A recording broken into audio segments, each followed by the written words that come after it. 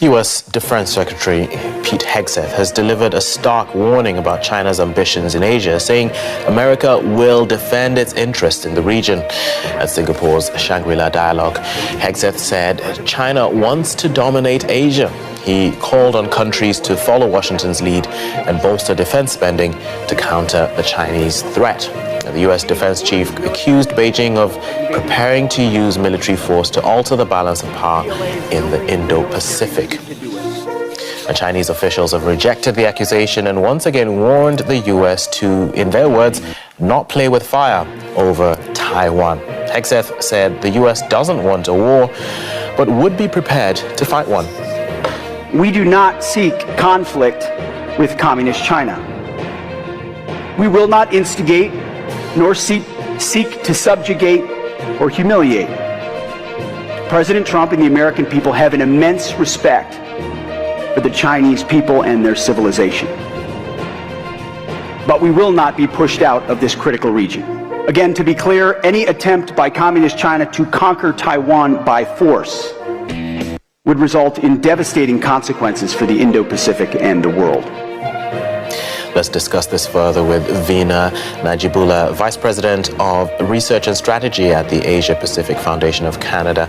Good to have you with us, Veena. Now, what strategy do you think is behind Pete Hegseth's speech, and what kind of signal is he trying to send to China? Yes, thank you so much for the invitation. I think what the Secretary was trying to do was to position U.S. as a trusted partner in the region and to reassure allies and partners that the U.S. is still committed to the Indo-Pacific, that the U.S. is committed to deterring China's actions of coercion and aggression in the region. And then also he called on allies and partners to increase their defense spending. Now, the primary audience was very much allies and partners, Australia, Japan, Singapore, Taiwan, others who were in the room, whereas, of course, China was also an audience, but China was not present at the highest levels at the Shangri-La. And the message to China was very much U.S. will not be deterred and will stay in the region, that the U.S. cannot be pushed back from the region, and that the U.S. will stand up for its allies. It was the most comprehensive articulation of Department of Defense vision for the Indo-Pacific. And I say that because obviously with President Trump, it's a little unclear what various departments are doing and saying. But from a defense perspective, this was the most clear articulation of the vision. Right, I was just going to ask on that. It's the sort of start of a new approach to Asia. So again, from defense and security perspective, there's some continuity here with what the Biden administration was doing and frankly what the Trump was doing under first Trump administration. This idea that there needs to be collective action, collective deterrence, peace through strength, and support for the various alliances, minilaterals that the U.S. has set out.